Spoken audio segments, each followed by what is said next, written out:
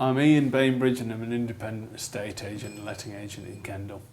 I'm married to Hannah and we've got a 6-year-old son called George.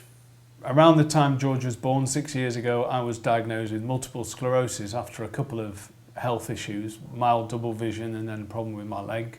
They probably suspected it could be MS, so they got me in for some checks and that's when I was diagnosed. My wife had just come out of hospital and then I found myself in hospital for the first time ever, being diagnosed with an illness which sounded pretty grim, to be honest, and being in a neurology ward which was pretty grim as well, with lots of people with very serious illnesses.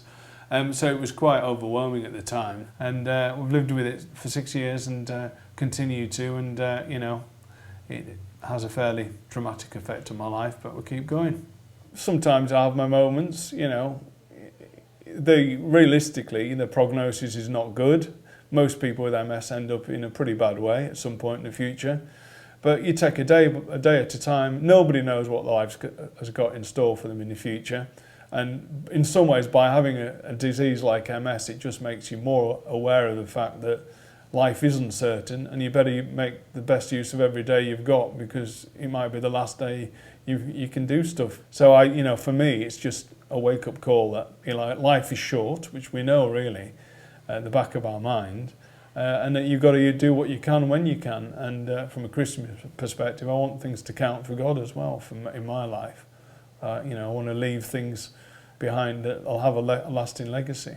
I write to local newspapers about lots of hot topical issues, and there's often letters in the Gazette calling for euthanasia to be legalised. Well, they don't always call it that, but assisted suicide or and I do what I can to kind of speak out against it, because I do think that the most vulnerable people in society are probably those with illnesses, expensive incurable illnesses, that they're a burden on the NHS. And you know, if they were given an easy option to put an end to it, I'm sure a lot of them would feel open to persuasion. And I think it's vital that if we're a civilised society, we affirm the value of every human life, and also hold out hope that, you know, there could be a new treatment at any time. And I think if we allow people to give up hope, the investment in drugs and in technology and in the hospice movement as well will be curtailed.